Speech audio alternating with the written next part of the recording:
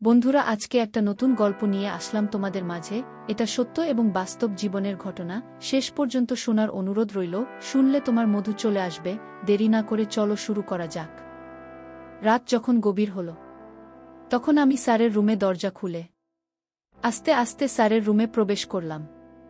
স্যারের রুমে প্রবেশ করে স্যারের মায়াবী চেহারাটা খুব ভালোভাবে দেখতে শুরু করলাম। হঠাৎ করে অনুভব করলাম স্যার ঘুম থেকে উঠে স্যার তার নিজের রুমে আমাকে দেখে কিছুটা ভয় পেয়ে গেল। তারপর স্যার আমাকে বলল, সাইমা, তুমি এখানে কি করো? এ কথা বলার সাথে সাথে অন্যরকম দৃষ্টিতে আমার দিকে চেয়ে রইল। সেদিন রাতে মূলত স্যারের এখানে আমি একটা শর্ট জামা পরে গিয়েছিলাম। আমি বললাম, স্যার, আপনি কি বোঝেন না এত রাতে একটি মেয়ে আপনার এখানে কেন এসেছি? তারপর স্যার বলল, ও সাইমা, বুঝতে পেরেছি। কিছুক্ষণ পর আমি অনুভব করলাম কেউ যেন আমাকে পিছন থেকে ধাক্কা মেরে খাটের উপর ফেলে দিল। ধাক্কাটা এমনভাবে দিয়েছিল আমি খাটের উপরে পড়ার সাথে সাথে মাথাটা কেমন জানি চক্কর মেরে আমি পড়ে গেলাম। তারপর স্যার আমার সাথে যাক ওর বন্ধুরা তা শুনলে বন্ধুরা তোমাদের মাথা ঘুরে যাবে। বন্ধুরা, গল্পটি অনেক ইন্টারেস্টিং। আশা করি তোমরা পুরো গল্পটা শুনবে। তবে গল্পটি শোনার পূর্বে তোমাদের নিকট আমার ছোট্ট একটি অনুরোধ, তোমরা সকলেই আমার চ্যানেলটি সাবস্ক্রাইব করে আমাকে সাপোর্ট করবে। হ্যালো বন্ধুরা, আমি শামিমা আক্তার পুতুল, আমার ডাকনাম পুতুল। আমার বর্তমান বয়স 25। আজকে আমি তোমাদের মধ্যে যে গল্পটি বলবো, তখন আমার বয়স ছিল মাত্র 14। আমি তখন ক্লাস 8-এ পড়ি। আমার বাবা একজন ব্যবসায় কাজে তিনি প্রায় বেশিরভাগই দেশের বাইরে থাকতেন। আমার মা একজন গৃহিণী। আমি পড়ালেখায় খুব একটা ভালো ছিলাম না, তাই আমার মা বাবা ঠিক করল আমার জন্য বাড়িতে একজন লজিং মাস্টার রাখবে, যে নাকি সবসময় আমাকে পড়ালেখা করাবে, সবসময় আমাকে দেখাবে। আমার মা বাবার সিদ্ধান্ত অনুযায়ী আমার জন্য বাড়িতে একজন লজিং মাস্টার রাখল। লজিং মাস্টারটি দেখতে খুব হ্যান্ডসাম, অনেক সুন্দর ফর্সা, তবে একটু লাজুক টাইপের। লজিং মাস্টারকে দেখে আমার খুব পছন্দ হয়েছে এবং প্রকৃতপক্ষে সে খুব মেধাবীও বটে। সে সায়েন্স থেকে ইন্টারমিডিয়েট পাশ করেছে। গ্রামের বাড়ি মহিষাদল এলাকায়, বিদায় শহরে পড়ালেখা করার জন্য সে আমাদের এখানে এসেছে। আমরা শহরে থাকি, আর আমরা যে শহরে থাকি সে শহরে এসে একটি ইউনিভার্সিটিতে পড়ালেখা করছে। প্রথমত সে মেসে থাকত, তারপর আমার আম্মু আব্বুর সিদ্ধান্ত অনুযায়ী সে আমাদের পাশেই আমাদের গেস্ট রুমে থাকে। আমার আব্বু তো বাড়িতে থাকত না, ব্যবসার কাজে ব্যস্ত থাকত। আমাদের বাসায় কোনো পুরুষ লোক ছিল না। আমাদের বাসার লজিং মাস্টার কাজ ছিল আমাকে পড়ানো আর টুকটাক বাজার সদাই করা, আর তার নিজের পড়ালেখা। ওহো বন্ধুরা, তোমাদেরকে তো আমি আমার লজিং মাস্টারের নাম বলতে ভুলে গেছি। তার নাম হচ্ছে আদিলুর রহমান। অত্যন্ত সহজ সরল একটা লোক, কথা খুব কম বলে, কিন্তু প্রচণ্ড মেধাবী। যাই হোক বন্ধুরা, সে প্রতিদিন আমাকে পড়ায়। আমিও খুব মনোযোগ সহকারে পড়ি। আসলে তার পুরনো কৌশল অত্যন্ত চমৎকার ছিল। আমি দুর্বল ছাত্র ছিলাম, তারপরও আমি তার পড়ানোর কৌশল খুব সহজেই বুঝতে পারতাম। এইভাবে পড়তে পড়তে আমি প্রায়ই আমার লজিং মাস্টারের নিক 2 থেকে 3 মাস বললাম, মোটামুটি আমি অনেকটা এগিয়ে গেছি। তারপর এর ফলে কি বলবো তোমাদেরকে বন্ধুরা, আমার লজিং মাস্টারকে দেখে আমার খুব ভাল লেগে যায়। আর সবচেয়ে বড় কথা হচ্ছে আমি তারে এখানে 3 থেকে 4 মাস পড়লাম। এই 3 থেকে 4 মাসের ভিতরে আমি তাকে যতটুকু চিনলাম, সে কোনোদিন একটি সেকেন্ডের জন্য আমাদের দিকে বাজে নজরে থাকা হয়নি। আস্তে আস্তে কেমন করে যান আমি আমার লজিং মাস্টারের প্রেমে পড়ে যাই। কিন্তু আমি তো মাত্র ক্লাস 8-এ পড়ি। সে কি আমাকে গ্রহণ করবে? আর তাছাড়াও তাকে আমি বলতে দ্বিধা বোধ করছি, কারণ সে তো আমার চাইতে বয়সে অনেক বড়। যতই দেখছি তাকে, ততই তার প্রেমে পড়ে যাচ্ছি। কি করব বুঝতে পারছিলাম না। বয়স কম ছিল, তাই ভেবে পাচ্ছিলাম না কি করব। আবেগী মন ছিল তখন বন্ধুরা আমার। কিন্তু লজিং মাস্টারকে তো আমার খুব পছন্দ হয়েছে। যেভাবেই হোক তাকে আমার প্রেমের ফাঁদে ফেলতে হবে। যে কোনো কিছুর বিনিময়ে হোক আমি তাকে চাই। বয়স তখন 14 আমার। রঙিন স্বপ্ন, রঙিন সব কিছু। যেদিকেই তাকাই শুধু রঙিন রঙিন মনে হয়। রাতে পড়তে বসে শুধু স্যারের কথাই মনে পড়ে। কি করে বুঝতে পারছি না। কিভাবে স্যারকে বলি, স্যারকে কিভাবে আপন করে পেতে পারি, এই চিন্তা করতে করতে হঠাৎ করে মাথার মধ্যে একটা আইডিয়া এলো। ভাবলাম স্যারের সাথে আমার এমন কিছু করতে হবে যাতে স্যার আমার প্রতি আকৃষ্ট হয়, আমার দিকে ভালোবাসার নজরে তাকায়, মায়া নজরে তাকায়। তাহলে হয়তো স্যারকে আমার পক্ষে দুর্বল করা সম্ভব। পরের দিন আমি একটি জিন্সের প্যান্ট আর একটি টি শার্ট পরলাম, যাতে আমাকে খুব আকর্ষণীয় লাগে। আমার সবকিছু যেন খুব ভালো করে বোঝা যায়, সে যাতে আমাকে খুব ভালো করে অনুধাবন করতে পারে যে চিন্তা সেই কাজ। পরের দিন খুব ফ্রেশ হয়ে খুব ভালো করে সেজেগুজে নিজেকে খুব আকর্ষণীয় করে স্যারের সামনে পড়তে বসলাম। আর সেই সাথে একটি বিদেশি সুগন্ধি আমার জামাতে খুব ভালো করে লাগিয়েছিলাম। আমি স্যারের কাছে পড়তে গেলে স্যার আমার গায়ের এত সুন্দর সুগন্ধি দেখেই একটু ভালো করে নিঃশ্বাস নেওয়ার চেষ্টা করছি। আর আমি যে এত সুন্দর করে সাজুগুজু করে আমার আকর্ষণীয় সবগুলো যাতে বোঝা যায় এমনভাবে সাজগোজ করে গেলাম। তাদেরকে স্যার আমার দিকে হা করে তাকিয়ে রইল। আমি বললাম, স্যার কি দেখছেন? তখন স্যার একটু তো খেয়ে গেল। তখন আমি স্যারকে একটু মজা করে বললাম, স্যার দেখুন, একটু ভালো করে দেখুন আপনার রাজকুমারীকে। আপনি চাইলেই রাজকুমারের মালিক হতে পারেন। আপনার জন্য সকল দুয়ার খোলা। আমার মুখ থেকে এরকম ধরনের কথা শুনে সার্জেন একটু শরম ঘাবড়ে গেল। এত লাজুক টাইপের মানুষ আমি আমার জীবনে দেখি নাই। যাই হোক, সেদিন পড়তে বসে স্যার আমার দিকে অপলক দৃষ্টিতে মাঝে মধ্যে দেখলাম তাকিয়ে রইল। মনে মনে ভাবলাম, আমার ওর সাথে কাজ হয়েছে। এভাবে স্যারকে আমি আমার প্রতি আকর্ষিত করার চেষ্টা করছি, কিন্তু স্যার তার দিক থেকে ছিল খুব অটল।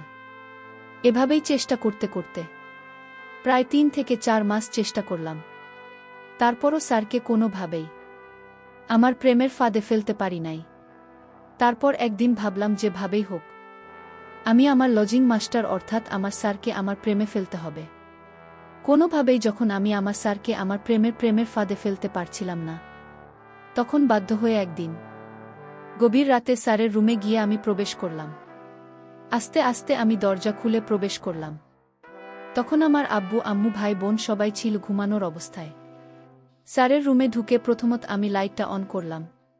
লাইটটা অন করে ঘুমানো অবস্থায় ঘুমন্ত মুখটার প্রতি খুব ভালো করে নজর দিয়ে অনেকক্ষণ চেয়ে রইলাম। আমি যখন স্যারকে দেখতে ব্যস্ত মায়ের নজরে অনেকক্ষণ ছিলাম। চেয়ে থাকার কিছুক্ষণ পর দেখলাম লাইটের আলোতে স্যারের ঘুম ভেঙে যায় এবং সে চোখ মিলিয়ে আমাকে দেখতে পায়। গভীর রাতে তার রুমে আমাকে দেখে সে খুব ভয় পেয়ে যায়।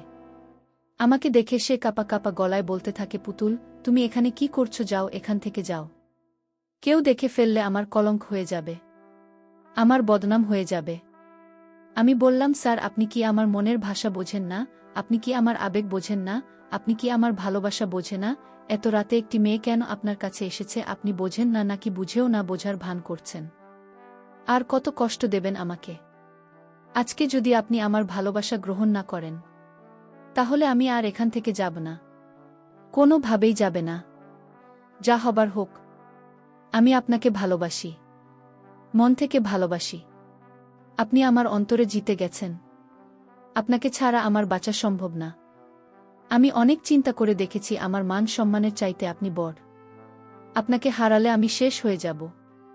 আমার মুখ থেকে এরকম ধরনের কথা শুনে স্যার শুধু হা করে তাকিয়ে রইল, কিছুই বলল না। কিছুক্ষণ চুপ করে থাকার পর স্যার আমাকে বলল, আচ্ছা সাইমা, তুমি এবার যাও। আমি বিস্মিত, কালকে ভেবে দেখছি। আমি বললাম, না, কালকে না, আপনাকে যা বলার আজকে বলতে হবে, না হলে আমি এখান থেকে যাব না। আমার এই একঘেয়েমি দেখে স্যার আমাকে বলল, আচ্ছা ঠিক আছে শ্যামা, যাও, আমি তোমাকে ভালোবাসি, এবার তুমি যাও। আমি বললাম, না, আপনার মুখের কথায় আমি বিশ্বাস করি না। আপনি যে আমাকে ভালোবাসেন এর একটি প্রমাণ আমাকে দিতে হবে, নইলে আমি এখান থেকে যাব না। আমার কথা শুনে স্যার খুব হতবাক হয়ে বলল, আচ্ছা ঠিক আছে শ্যামা, কি করলে তুমি বিশ্বাস করবে আমি তোমাকে ভালোবাসি? তারপর আমি বললাম, স্যার, আপনি আমার সাথে আজকে রাতে একটি কাজ করতে হবে। যদি এই কাজটি করেন তাহলে ভাবব আপনি আমাকে ভালোবাসেন। আপনি আমাকে কোনোদিন ছেড়ে চলে যেতে পারবেন না। তখন স্যার আমাকে বলল, কি কাজ চাই মা? কি করলে তুমি খুশি?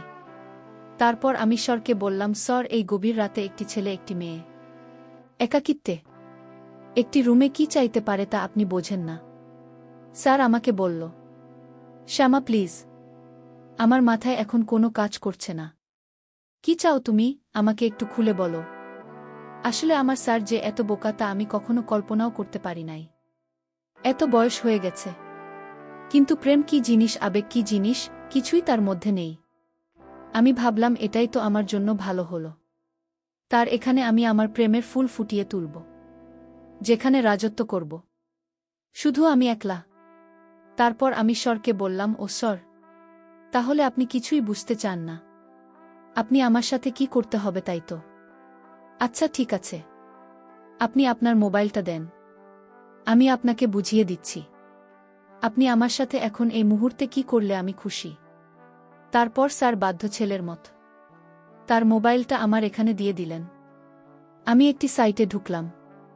ঢুকে গিয়ে আমি থাকি কিছু অন্যরকম ভিডিও ফুটেজ দেখালাম স্যার। এইসব ভিডিও ফুটেজ দেখানোর পর স্যার এর মধ্যে একটু অন্যরকম অনুভূতি আমি লক্ষ্য করলাম। তারপর স্যার আমাকে বলল, শায়মা তুমি এত কিছু জানো কিভাবে? আমি বললাম, স্যার, আমি একটা উন্নত ফ্যামিলিতে বড় হয়েছি, আর দুনিয়ার এই সব কিছু আমি খুব ভালো করে জানি। আমার অভিজ্ঞতা আর এক্সপেরিয়েন্স দেখে স্যার তো অবাক হয়ে গেল। তারপর আমি স্যারকে বললাম, স্যার, আর একটা মজার জিনিস পেয়েছি, প্লিজ স্যার এটা একটু দেখুন।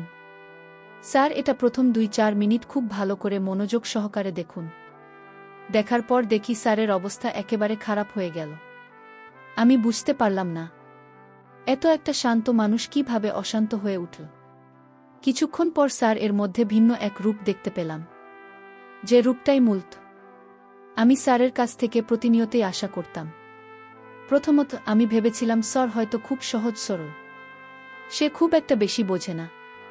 কিন্তু যখন তার পুরোপুরি অভিজ্ঞতাটা আমার এখানে প্রয়োগ করুন, তখন আমি বুঝতে পেরেছিলাম সে কত ভয়ানক, কিভাবে তছঞ্চ করেছিল আমাকে 1 থেকে 2 ঘন্টা। আসলে বন্ধুরা, আমার আবেগ একটু বেশিই ছিল।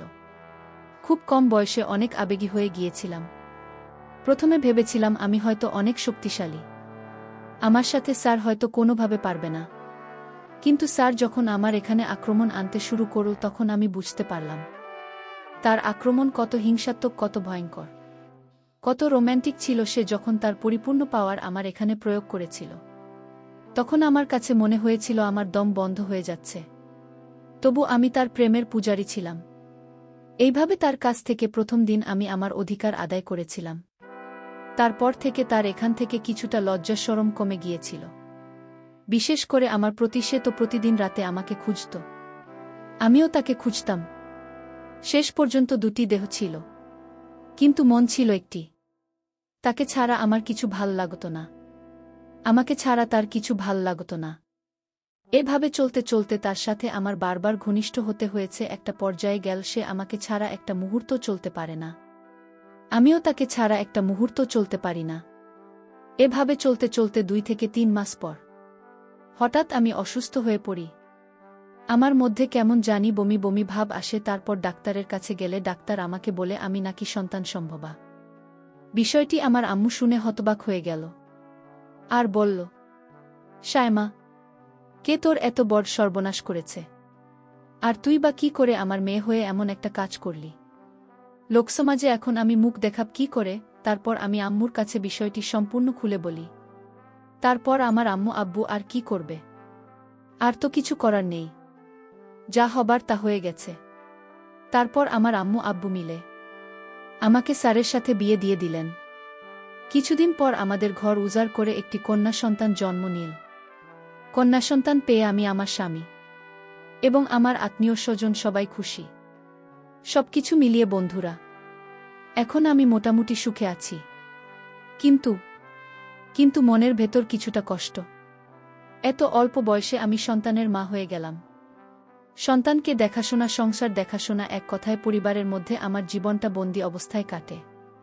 জীবনের সমস্ত স্বপ্ন, লেখাপড়া, চাকরি বাকরি সব কিছু মাটি হয়ে গেল শুধুমাত্র একটি ভুলের কারণে। যাই হোক বন্ধুরা, তো ভালোই আছি। তোমরা সকলে আমার জন্য দোয়া করবেন। আমার কলিজার বন্ধুরা, গল্পটি থেকে তোমরা কি শিক্ষা পেলে তা নিশ্চয়ই তোমরা কমেন্ট করে আমাকে জানাবে। বন্ধুরা, আজকে এই পর্যন্তই, আবারও আসব তোমাদের মধ্যে নতুন কোনো ভিডিও নিয়ে। ভিডিওটি যদি তোমাদের ভালো লাগে তাহলে একটি লাইক দাও। প্রতিদিন আমি তোমাদেরকে একটা করে নতুন গল্প উপহার দিব, তাই তোমাদেরকে অনুরোধ করে বলছি, তোমরা যদি এরকম ধরনের ইন্টারেস্টিং গল্প পেতে চাও তাহলে দয়া করে আমার চ্যানেলটি সাবস্ক্রাইব করো। পরিশেষে তোমাদের সকলের সুস্বাস্থ্য কামনা করি। ভিডিওটি দেখার জন্য তোমাদের সকলকে অসংখ্য ধন্যবাদ।